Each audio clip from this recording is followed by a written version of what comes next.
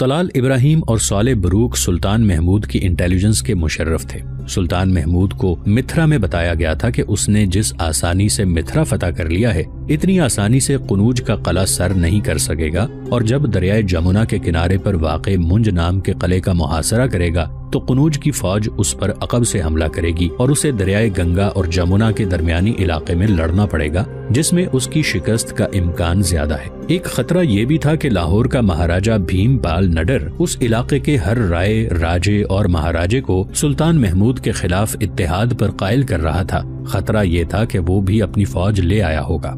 سلطان محمود کی فوج مسلسل لڑ لڑ کر تھک چکی تھی۔ فوج کی نفری زخمی اور شہید بھی ہوئی تھی، اور یہ فوج اپنے مستقر غزنی سے 3 ماہ کی مسافت جتنی دور تھی۔ وہ بہت بڑے خطرے میں آ گیا تھا۔ جاسوسوں کی رپورٹس کے مطابق اسے دریائے گنگا اور جمنا کے درمیان ہندوؤں کی کثیر تعداد اور تازہ دم فوج کے خلاف لڑنا تھا۔ اس نے متھرا سے کوچ کیا تو طلال ابراہیم اور صالح بروک کو چند روز پہلے قنوج کے گرد و نواح میں بھیج دیا گیا تھا کہ وہ ہندوؤں کی فوجوں خصوصاً قنوج کی فوج کی نقل و حرکت دیکھ کر فوراً اطلاع دیں۔ دونوں کو اس علاقے میں غریب اور خانہ بدوش گدڑیوں کے بھیس میں گھومتے پھرتے 3 دن ہو گئے تھے۔ انہوں نے بلند درختوں اور پہاڑیوں پر بھی چڑھ کر دیکھا تھا۔ انہیں کسی فوج کا نام و نشان نظر نہیں آ رہا تھا۔ انہوں نے دریائے گنگا کو بھی دیکھا تھا، انہیں فوج کی کوئی کشتی نظر نہیں آئی تھی۔ ان دنوں میں طلال ابراہیم کچھ اکتایا سا لگ رہا تھا۔ عربی نسل کا صالح بروک پہلے روز کی طرح تر و تازہ تھا۔ وہ اپنے فرض سے کوتاہی نہیں کرنا چاہتا تھا۔ نومبر کا مہینہ تھا اور اس علاقے میں سردی خاصی زیادہ ہو گئی تھی۔ وہ چٹان پر ایسی جگہ لیٹ گئے جہاں سرد ہواؤں سے بچنے کے لیے اوٹ موجود تھی۔ رات کا پہلا پہر گزر چکا تھا جب صالح بروک کی آنکھ کھل گئی۔ وہ کچھ آوازوں سے جاگ اٹھا تھا۔ وہ جس چٹان پر سوئے ہوئے تھے اس کے نیچے ان کے قریب ہی سے کچھ لوگ گزر رہے تھے۔ گھوڑوں کے ٹاپو بھی سنائی دے رہے تھے۔ صالح کو روشنی بھی نظر آئی۔ وہ کروٹ بدل کر پیٹ کے بل ہو گیا اور چند گز آہستہ آہستہ رینگ کر آگے ہو گیا، جہاں سے اسے اپنے نیچے ایک عجیب قافلہ گزرتا دکھائی دیا۔ سب سے آگے 2 آدمی مشلیں اٹھائے چلے جا رہے تھے۔ ان کے درمیان ایک تنومند آدمی تھا۔ اس کے لباس سے پتہ چلتا تھا کہ پنڈت ہے۔ اس کے پیچھے 5-6 خچریں جا رہی تھیں جو ایک دوسرے کے پیچھے بندھی ہوئی تھیں۔ اگلی خچر کی لگام پنڈت کے ہاتھ میں تھی۔ سب سے آخری خچر کے ساتھ ایک لمبی رسی بندھی ہوئی تھی۔ خچروں کے پیچھے 7-8 آدمی تھے۔ ہر ایک نے یہ رسی پکڑ رکھی تھی اور ایک ہاتھ اپنے سے اگلے آدمی کے کندھے پر رکھا ہوا تھا۔ عجوبہ یہ تھا کہ پنڈت کے سوا ہر آدمی کی آنکھوں پر سیاہ پٹی بندھی ہوئی تھی اور وہ اندھوں کی طرح آہستہ آہستہ چلے جا رہے تھے۔ مشلوں والے آدمیوں کی بھی آنکھوں پر پٹیاں بندھی ہوئی تھیں۔ پنڈت تھوڑے وقفے سے کہتا جا رہا تھا، چلے چلو، میں دیکھ رہا ہوں، راستہ صاف ہے۔ یہ عجیب و غریب قافلہ آہستہ آہستہ جا رہا تھا۔ خچروں پر لکڑی کے باکس لدے ہوئے تھے۔ صالح بروک رینگ کر اپنے ساتھی طلال ابراہیم تک آیا، اسے جگایا اور اس کے کان میں سرگوشی کی کہ رینگ کر اس کے ساتھ آئے۔ اب دونوں نے اندھوں کا یہ قافلہ دیکھا۔ انہیں کچھ پلے نہ پڑا کہ یہ کیا ہے۔ 40-50 گز آگے جا کر قافلہ رک گیا۔ وہاں ایک اور چٹان دیوار کی طرح سیدھی کھڑی تھی۔ طلال اور صالح چٹان کے اوپر دبے پاؤں چلتے وہاں تک چلے گئے جہاں قافلہ رکا تھا۔ دونوں وہاں چٹان پر ایک درخت کی اوٹ میں لیٹ گئے۔ قافلہ اس چٹان اور ساتھ والی عمودی چٹان کے درمیان رکا ہوا تھا۔ مشلوں کے شعلے بہت بڑے تھے۔ طلال اور صالح کو وہاں دوسری چٹان میں ایک خلا نظر آیا جو نیچے سے اوپر تک چلا گیا تھا۔ خلا یا شگاف اتنا فراخ تھا کہ ایک خچر اس میں سے آسانی سے گزر سکتی تھی۔ پنڈت نے ایک مشل بردار کے ہاتھ سے مشل لے لی اور بولا، سب یہیں کھڑے رہو، میں واپس آ کر تمہیں آگے لے جاؤں گا۔ پنڈت شگاف میں چلا گیا اور بائیں کو چٹان کی اوٹ میں ہو گیا۔ کچھ دیر بعد نظر آیا، مشل کی روشنی میں اس شگاف میں سے پیچھے چٹان کی دیوار نظر آئی۔ پنڈت وہاں کہیں غائب ہو گیا۔ مشل کی روشنی بھی کہیں گم ہو گئی۔ تھوڑے سے وقت بعد اس کی مشل پھر نظر آئی۔ وہ شگاف سے باہر آ گیا۔ کوئی آدمی اپنی آنکھوں کی پٹی میں سے دیکھنے کی کوشش نہ کرے، پنڈت نے کہا۔ کسی نے پٹی ہٹانے کی کوشش کی تو اس کی سزا موت ہوگی۔ ان آدمیوں کی آنکھوں پر پٹیاں بندھی رہیں۔ پنڈت ان کے ہاتھ پکڑ کر ان سے خچروں کے باکس اتروانے لگا۔ ایک مشل اس نے اپنے ہاتھ میں لے لی تھی۔ دوسرے مشل برداروں کو اس نے اپنی ضرورت کے مطابق کھڑا کر دیا تھا۔ یہ اندھے باکس اٹھا کر چلتے تھے۔ بعض گر بھی پڑتے تھے اور غائب ہوتے جا رہے تھے۔ کرتے کرتے خچروں سے باکس اتر کر چٹان کے اندر چلے گئے۔ خچریں باہر کھڑی رہیں اور تمام آدمی اندر چلے گئے۔ انہیں کوئی شک نہیں تھا کہ یہ مال و دولت تھا جو یہاں چھپایا جا رہا تھا، مگر ان آدمیوں کی آنکھوں پر پٹیاں کیوں بندھی ہوئی تھیں؟ یہ آدمی ڈاکوؤں کا سردار ہے، طلال ابراہیم نے کہا، اور یہ باقی آدمی بیگار میں پکڑے ہوئے ہیں۔ شاید اس کا گروہ مزید لوٹ مار کے لیے چلا گیا ہو، صالح، طلال نے کہا۔ اگر یہ لوگ یہاں پہرا نہ بٹھائیں تو اس مال سے ہم کچھ حصہ جو ہم اٹھا سکتے ہیں اڑا کر لے جا سکتے ہیں. کیا ارادہ ہے؟ ہوش میں آؤ طلال، صالح بروک نے کہا. ان خزانوں سے ہمارا کوئی واسطہ نہیں. ہمیں وہ فرض ادا کرنا ہے جس کے لیے ہمیں یہاں بھیجا گیا ہے. میں فرض کو نہیں بھول رہا، طلال نے کہا. رات تو ہمیں یہیں گزارنی ہے. ہم کوئی کام نہیں کر رہے. جو کام ہوگا صبح ہوگا. رات کو یہ کام کرتے ہیں کہ یہ لوگ اگر چلے جائیں تو ہم غار کے اندر چلے جائیں گے. اندر کوئی نہیں ہوگا. کوئی ہوتا تو وہ بھی باکس اندر لے جانے کے لیے باہر آتا. ہم اندر نہیں جائیں گے، صالح نے کہا. لوٹے ہوئے خزانوں کو دل سے اتار دو. خزانے اور عورت کی کشش نے بادشاہوں کے تختے الٹے ہیں. دل سے تما نکال دو. تم پتھر ہو، طلال نے جھنجھلا کر کہا. تم پاگل ہو. صالح بروک کچھ کہنے ہی لگا تھا کہ مشعلیں باہر آ گئیں اور اس کے ساتھ ہی وہ آدمی جو پنڈت لگتا تھا اور باقی سب آدمی اس کے پیچھے پیچھے باہر آ گئے. پنڈت ان کے ہاتھ پکڑ پکڑ کر خچروں تک لایا. اس نے انہیں خچروں پر سوار کرا دیا. خچریں تھوڑی تھیں اور آدمی زیادہ. ایک ایک خچر پر پنڈت نے دو دو آدمی سوار کرا دیے اور ان کے لگام ایک دوسری خچر کے پیچھے باندھ کر خود اگلی خچر کی لگام پکڑ لی اور پیدل چل پڑا. وہ جب دور نکل گئے تو طلال نے ایک بار پھر صالح سے کہا کہ چلو دیکھتے ہیں یہ کیا ہے، مگر صالح نے اسے سختی سے منع کر دیا اور اسے یہ بھی کہنا پڑا کہ طلال نے اگر یہ ضد جاری رکھی تو صالح اسے قتل کر دے گا. طلال ابراہیم ہنس پڑا اور دونوں پھر سو گئے. رات تھوڑی رہ گئی تھی. ابھی صبح دھندلی تھی جب یہ پنڈت مہاراجہ قنوج راجیاپال کی خوابگاہ کے دروازے پر جا کھڑا ہوا. یہ مہاراجہ کے جاگنے کا وقت نہیں تھا، مگر خوابگاہ کی خادمہ جو باہر کھڑی تھی پنڈت کو دیکھتے ہی اندر چلی گئی اور باہر آ کر پنڈت سے کہا کہ اندر چلا جائے. وہ دروازے میں داخل ہوا تو شکنتلا رانی اندر سے نکلی. شکنتلا 30 سال سے کم عمر کی چھوٹی رانی تھی. بڑی رانی لکشمی کی عمر 40 سال سے خاصی اوپر ہو گئی تھی. شکنتلا بہت خوبصورت اور بڑے ہی دلکش جسم کی عورت تھی. وہ خوابگاہ سے نکلی تو یوں چل رہی تھی جیسے خواب میں چل رہی ہو. آنکھیں نیم وا تھیں اور قدم بے خیالی میں اٹھ رہے تھے. اس کے جسم سے جہاں مدہوش کر دینے والے عطر کی خوشبو آ رہی تھی وہاں شراب کی بو بھی تھی. مہاراجہ راجیاپال نے پنڈت سے کہا کہ دروازہ بند کر کے اس کے قریب بیٹھ جائے. رات خزانے کی آخری کھیپ وہاں پہنچا دی گئی ہے. پنڈت نے کہا. کیا ان تمام آدمیوں کو قید میں ڈال دیا ہے جنہوں نے باکس غار میں رکھے تھے؟ مہاراجہ قنوج نے پوچھا. انہیں قید میں ڈالنے کی ضرورت نہیں تھی. ان کی آنکھوں پر سیاہ پٹیاں بندھی ہوئی تھیں. پنڈت نے کہا. پھر بھی آپ کے حکم کی تعمیل کی گئی ہے. ان سب کو قید میں ڈال دیا گیا ہے اور میں نے قید خانے والوں سے کہہ دیا ہے کہ ان سب کو نہایت اچھی خوراک دی جائے اور انہیں ہر طرح سے آرام اور عزت سے رکھا جائے. پنڈت جی مہاراج، مہاراجہ راجیاپال نے کہا. اب صرف آپ ہیں جو خزانے کے راز سے واقف ہیں. آپ کو یہ احساس تو ہوگا کہ میں نے آپ کی کتنی عزت افزائی کی ہے. اپنی فوج کے سیناپتی تک کو اس راز میں شریک نہیں کیا اور آپ یہ بھی سوچیں کہ شکنتلا رانی سے مجھے کتنا پیار ہے، مگر میں نے اسے بھی نہیں بتایا کہ میں تمام تر خزانہ قلعے سے کہیں اور منتقل کر چکا ہوں. مہاراج کو مجھ پر کسی قسم کا شک نہیں کرنا چاہیے. پنڈت نے کہا. میں آپ کا خزانہ اس روز سے اس غار میں لے جا رہا ہوں جس روز سے یہاں اطلاع پہنچی ہے کہ غزنی کے سلطان محمود نے متھرا پر بھی قبضہ کر لیا ہے اور اب اس کا رخ قنوج کی طرف ہے. آپ خود جا کر وہ جگہ دیکھ آئے ہیں جو میں نے اس پہاڑی کے اندر بنوائی ہے. راج محل میں بھی کسی کو پتہ نہیں چل سکا کہ ایک رات آپ میرے ساتھ وہاں گئے تھے. آج میں نے آپ کے زر و دولت کی آخری کھیپ بھی اس جگہ پہنچا دی ہے. اس کی حفاظت کا انتظام مکمل ہو گیا ہے. اتنا مکمل کہ اب آپ بھی وہاں اکیلے جائیں تو شاید وہاں سے زندہ نہیں نکل سکیں گے. پنڈت نے کہا. وہاں پہرے پر کوئی ایک بھی انسان نہیں. سانپ پہرا دے رہے ہیں. مجھے ایک بات اور کہنی ہے. مہاراجہ نے کہا. اگر یہ راز فاش ہو گیا تو وہ دن آپ کی زندگی کا آخری دن ہوگا اور اگر اس سے پہلے میری موت آ گئی تو آپ کو میرے ساتھ مرنا ہوگا. پنڈت کے ہونٹوں پر طنز آلود مسکراہٹ آ گئی. بولا. زر و جواہرات کا نشہ اتنا برا ہوتا ہے کہ انسان درندہ بن جاتا ہے. اپنے بیوی بچوں کو اور اپنے مذہبی پیشواؤں کو بھی اپنا دشمن سمجھنے لگتا ہے. جو دولت میرے پاس ہے اس کے سامنے ہیروں اور سونے کی چمک کوئی معنی نہیں رکھتی.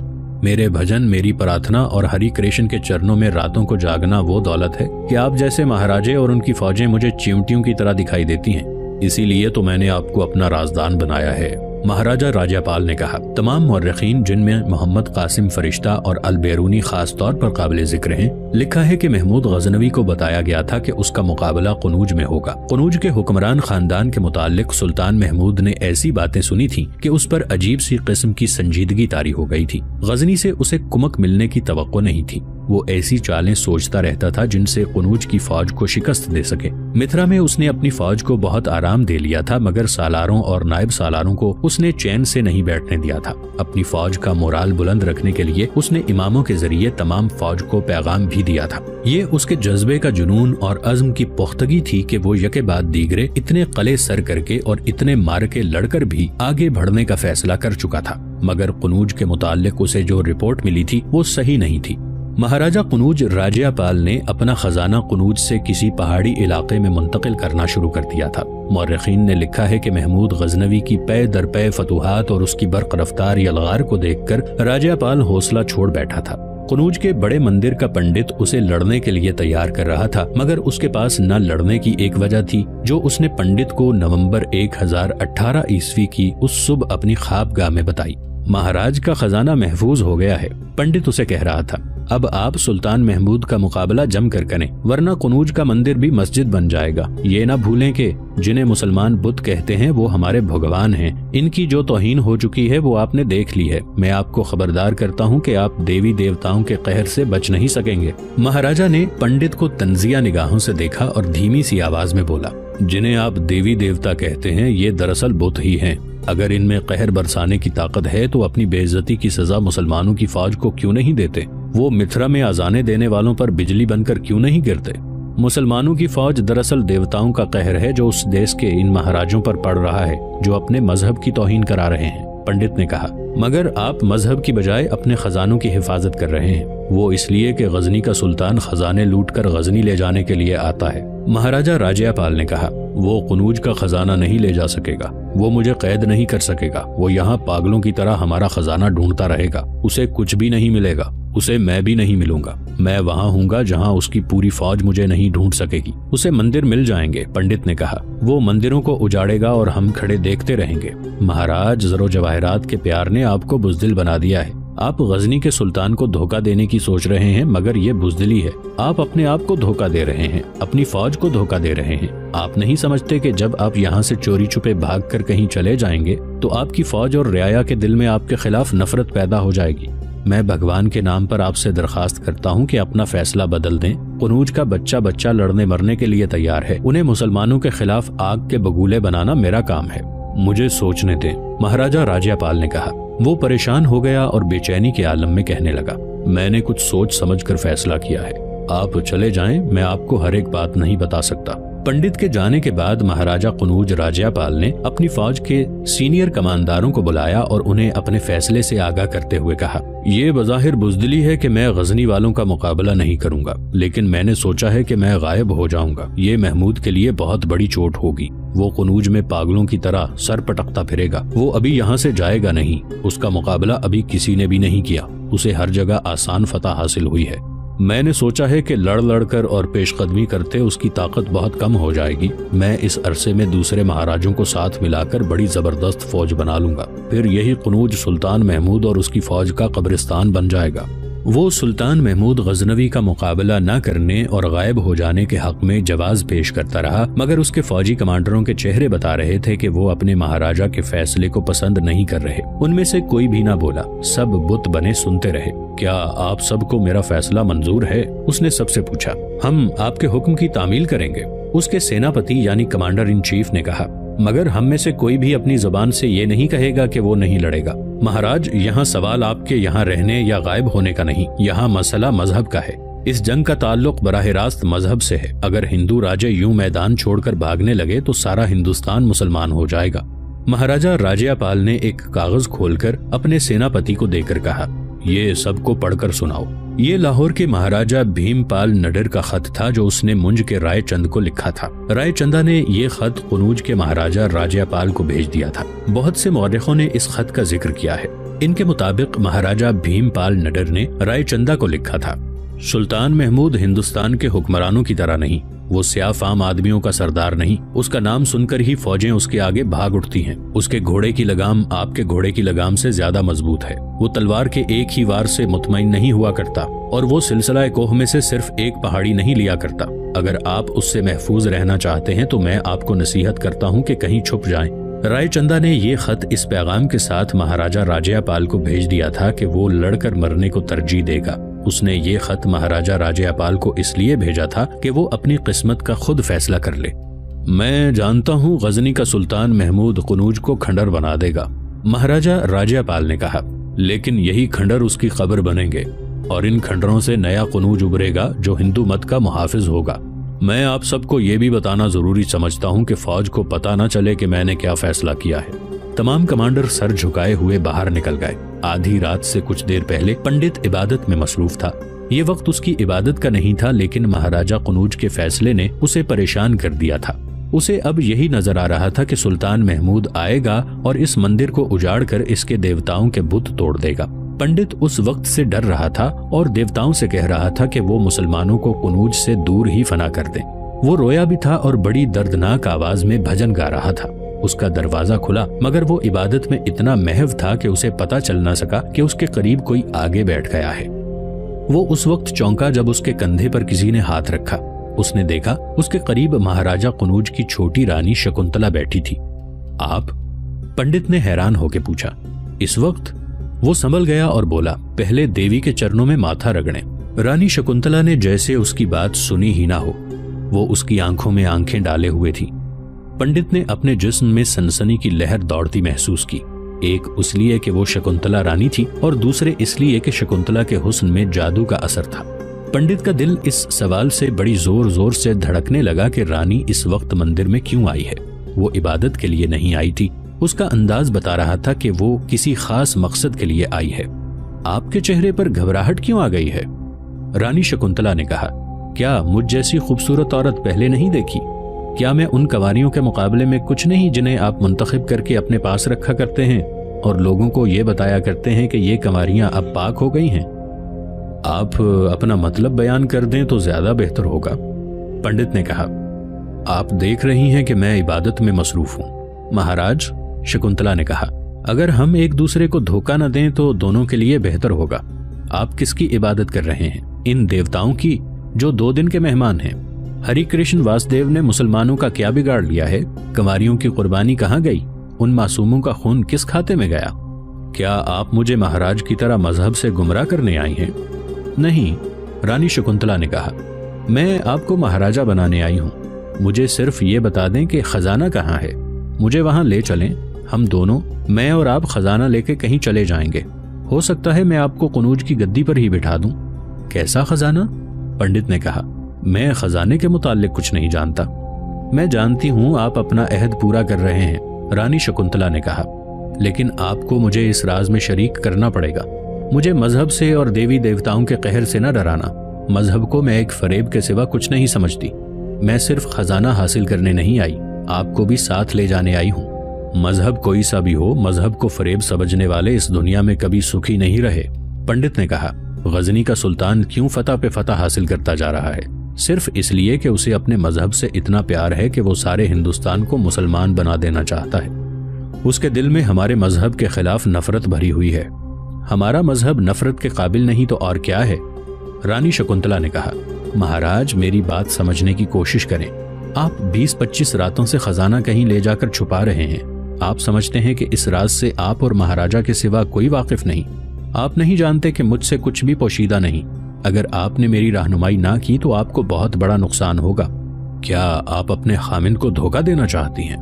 مہاراجہ کسی ایک عورت کا خامند نہیں ہوتا، شکنتلا رانی نے کہا۔ آج رات وہ کسی اور کا خامند ہے، اس لیے آپ کے پاس آنے کا موقع مل گیا ہے۔ مہاراجہ اس وقت تک میرا خامند ہے جس وقت تک میرا حسن اور جوانی قائم ہے۔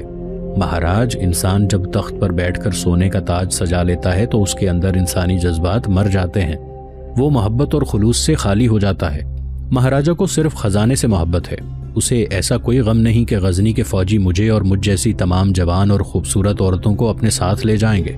وہ اپنے خزانے کو بچانا چاہتا ہے، اسے آپ کا اور آپ کے دیوی دیوتاؤں کا کوئی خیال نہیں۔ آپ اپنا خیال کریں اور آپ میری طرف دیکھیں، میں اس کے باوجود آپ کو خزانے کا راز نہیں دوں گا، پنڈت نے کہا۔ پھر آپ اغوا ہو جائیں گے، شکنتلا رانی نے کہا۔ آپ میری آنکھ کے اشارے پر قتل ہو جائیں گے، لیکن میں آپ کو قتل نہیں کرواؤں گی۔ آپ کی دونوں آنکھیں نکلوا کر اور آپ کے جسم کی کھال کہیں کہیں سے کاٹ کر آپ کو جنگل میں چھوڑ دوں گی۔ اس موت کو تصور میں لائیں جو آپ کو بڑی آہستہ آہستہ اس دنیا سے اٹھائے گی۔ اس اذیت کا تصور کریں جو آپ کو آہستہ آہستہ تڑپا تڑپا کر پیاسا مارے گی۔ آپ کے زخموں پر مکھیاں بیٹھیں گی اور چیونٹیاں چڑھیں گی۔ ہو سکتا ہے گدھ آپ کو زندہ ہی نوچنے لگیں۔